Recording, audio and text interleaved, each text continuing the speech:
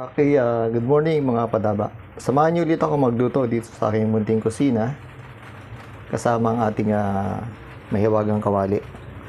So, bakit ko nasabing mahiwagang kawali? Kasi 25 years na yun, guys. So, may sentimental value na sa amin.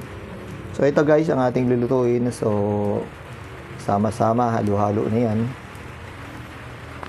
Ko alam kung anong tawag dyan. Basta, pagsama-samahin lang natin, guys. Tipid tips, ideas guys sa mga nagtitipid. So basically itong mga ingredients ko is mga natira-tira. So meron tayong pinainit na mantika sa kawali. Ilagay na natin ang ating patatas muna guys.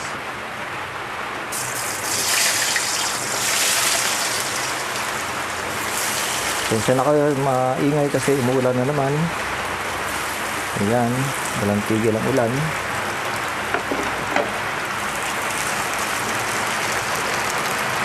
So ayan mga padaba, golden brown ang ating patatas.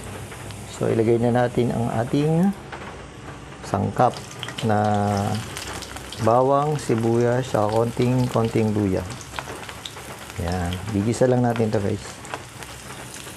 Ayan.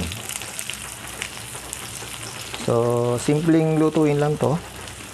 Kung anong mga available na sangkap sa ating kusina, gawa natin ng magic. Yung lagi tayong bili ng bili.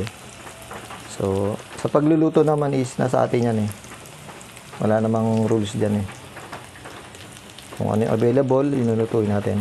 So ito guys, mabango na agad ang ating bawang sibuyas dahil mainit ang ating mantika. Sama na natin ang ating hotdog.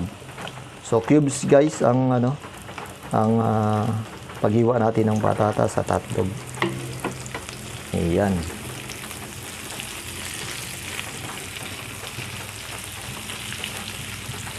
So, simpleng ulam tips na naman mula sa ating munting kusina gamit ang ating mahiwagang kawali. So, mahiwagang kawali ito guys, ang gamit ko. 30 years ko na itong gamit. So lahat ng lumalabas ditong potahe ay masarap, sabi nila. Ayan. So isama na natin ang ating repolyo. Ayan.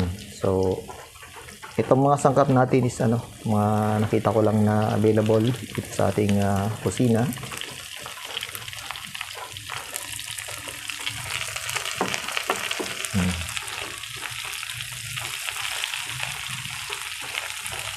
So, halo-haluin lang natin to.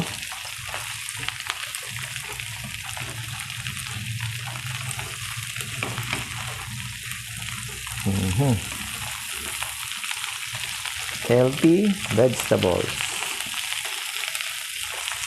Ayan. Then, ilagay na natin ang ating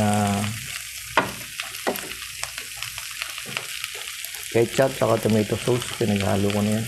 Tomato sauce. So, mga tira-tira din guys. Mga padaba. So, padaba in Bicol is mga mahal. Ayan.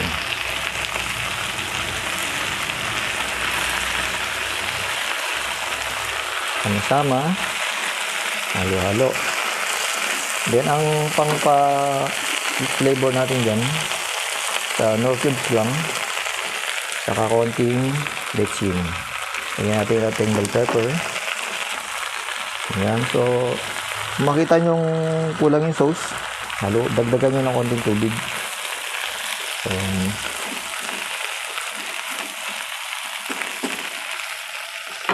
ilagay na natin ang ating no cubes. Ayan. Tapos konting bechin, konti lang. Tapos pamitang durog. Lagyan natin para balance yung lasa niya. So yun. So ilang minutes lang guys, mga padaba, ilang minutes lang. Ready to serve na to.